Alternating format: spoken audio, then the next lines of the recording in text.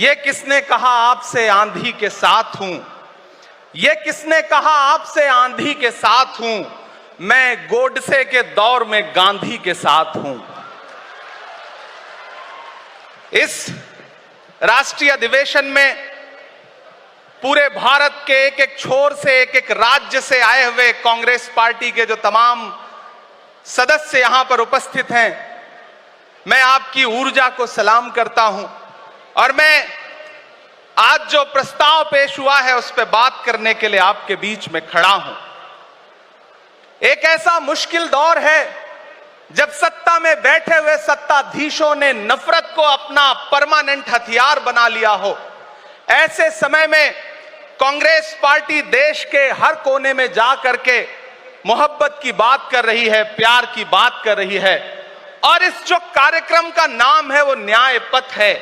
न्याय पथ यानी कि इंसाफ का रास्ता। और उस इंसाफ के रास्ते पर अपने अतीत की विरासत को संभाल करके, संजो करके लेके चलता हुआ एक ऐसा न्याय का योद्धा जिसका नाम राहुल गांधी है, जो हम सब के लिए प्रेरणा का स्रोत है। मैं गुजरात में खड़ा हूं, जो महात्मा गांधी का गुजरात है, जो सरदार वल्लभ भाई पटेल का गुजरात है। तो मैं इस गुजरात में खड़ा होकर के अपने अतीत और अपने वर्तमान को मिलाता हूं तो मैं ये महसूस करता हूं और फख्र से सोचता हूं कि मैं वो हूं, मैं कांग्रेस का अदना सा एक वो सिपाही हूं जिसकी जड़ें जाकर के महात्मा गांधी से मिलती हैं और जिसके कदम जाकर के राहुल गांधी से मिलते हैं। मैं सौभाग्यशाली हूं कि मैं कांग्रेस पार्टी का एक अदना सा सिपाही हूं। साथियों, मैं कोई लंबा चौड़ा भाषण करने के लिए नहीं खड़ा हूं, बस आपसे यह कहना चाहता हूं, ये जो न्याय का पथ है, हम सब इस न्याय के पथ पर चलने के लिए संकल्पित हैं। हमारा समर्पण इस न्याय के पथ के लिए है, हमारा संघर्ष इस न्याय के पथ के लिए है। मेरे भाई शशि थरूर जी बोल रहे थे, सचिन पायलट जी ने बोला, हमारी बहन गेनी बहन ने बोला, उसके बाद इमरान बोल रहा है। इन चार नामों में ही आप ये पाएंगे कि उत्तर से लेकर के, दक्षिण से लेकर के, गुजरात से लेकर उत्तर प्रदेश तक कांग्रेस यही तो है। कांग्रेस यही तो है, देश को समेटने और एकजुट करने का नाम कांग्रेस है।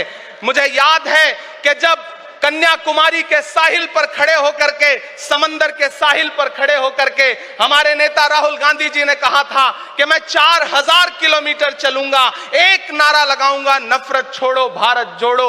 हम सारे लोग उनके कंधे से कंधा मिला करके, उनके कदम से कदम मिला करके 4000 किलोमीटर चलते रहे। मैंने देखे हैं राहुल गांधी जी के पांव के छाले, मैंने देखा है उनका बहता हुआ पसीना। लेकिन हम आपसे पूछना चाहते हैं और इस स्टेज पर मौजूद कांग्रेस पार्टी के अपने तमाम वरिष्ठ नेताओं से भी ये निवेदन करना चाहते हैं कि जिस पथ पर, जिस इंसाफ के रास्ते पर राहुल गांधी इस मुश्किल वक्त में निकले हैं, हम उस लड़ाई में किस तरह से, कितने जोश के साथ राहुल गांधी जी के साथ खड़े हैं, यही तय करेगा। राहुल जी ने कहा है कि अगला निशाना, अगली जीत, अगला राज्य जहां कांग्रेस पार्टी जीतेगी वो गुजरात होगा। तो याद रखिए कि हार तब होती है जब ठान लिया जाता है, हार तब होती है जब मान लिया जाता है, जीत तब होती है जब ठान लिया जाता है। अगर हमने ठान लिया कि जहां से आज सत्ता के शीर्ष पर बैठे हुए लोग नफरत परोसने का काम कर रहे हैं, असमानता का काम कर रहे हैं, संस्थाओं को कुचलने का काम कर रहे हैं, उनके खिलाफ अगर हमने उन्हीं जड़ों में जाकर के मेहनत की, हिम्मत दिखाई, तो मुझे पूरा यकीन है कि जिस तरह अंग्रेजों के खिलाफ लड़ते हुए कांग्रेस पार्टी ने इस देश को स्वतंत्रता संग्राम के जरिए आजादी दिलाई थी, तो यह लड़ाई भी उस स्वतंत्रता संग्राम से कम नहीं है। उस लड़ाई का नेतृत्व महात्मा गांधी जी कर रहे थे, तो इस लड़ाई का नेतृत्व राहुल गांधी जी कर रहे हैं और हम सारे लोग राहुल गांधी जी के साथ खड़े हैं। हो सकता है कुछ लोग इस सफर में, इस मुश्किल सफर में छोड़ के चले गए हों,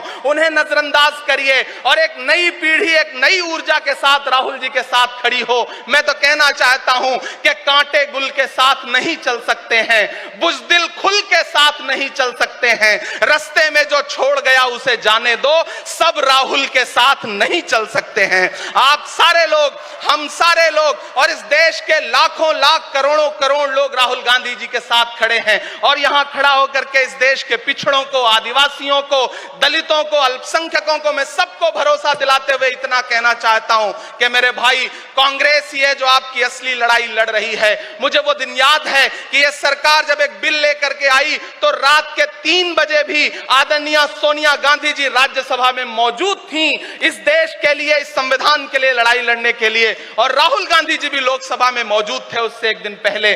जिस संजीदगी के साथ वो लड़ाई लड़ रहे हैं, हम सारे लोग उनके साथ खड़े हैं। और मैं ज्यादा भाषण नहीं करूंगा, जाते जाते बस आपसे इतना कह के जाना चाहता हूं साथियों कि यह न्याय का पथ और एक छोटी सी कविता, और उस कविता का जो शीर्षक है, उस कविता का जो हीरो है वो मंच पे मौजूद है। मैं चाहता हूं पीछे तक एक बार दोनों हाथ उठा करके तालियां बजाएं। मैं अगले 1 मिनट के कविता सुना करके यहां से आपसे विदा लूंगा।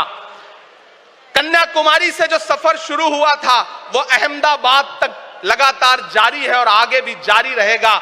और कल ही राहुल जी परसों बिहार से लौटे हैं, तब यह कविता मैं सुनाता हूं कि उदास मौसम बदल रहा है, उदास मौसम बदल रहा है, धुएं का पर्वत पिघल रहा है, दिलों में लावा उबल रहा है। सुबह सुबह जब हुजूम लेकर सफर पे निकले तो यूं लगे है कि जैसे सूरज निकल रहा है। वो चल रहा है, वो चल रहा है। वो कह रहा है कि नफरतों से जो दिल है टूटे मैं जोड़ दूंगा।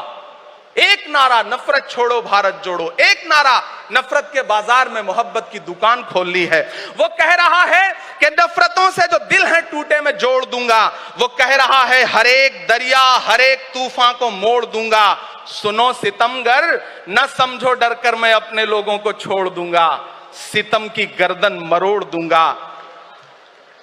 सितमगरों की हर एक ख्वाहिश हर एक साजिश कुचल रहा है। वो चल रहा है, वो चल रहा है।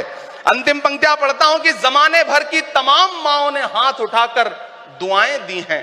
जमाने भर की तमाम माओं ने हाथ उठाकर दुआएं दी हैं। तमाम बच्चों ने इस तपस्वी का माथा चूमा, बलाएं ली हैं। जो नफरतों का जहर भरा है ये बन के शंकर निगल रहा है। वो चल रहा है, वो चल रहा है। मोहब्बतों की किताब लेकर लबों पे अपने गुलाब लेकर, मोहब्बतों की किताब लेकर लबों पे अपने गुलाब लेकर, सुनहरे रंगों का ख्वाब लेकर वो आया है इंकलाब लेकर। बलाएं रास्ता बदल रही हैं, फजाएं खुशबू में ढल रही हैं। ये नफरतों का निजाम बदले, हिकारतों का कलाम बदले।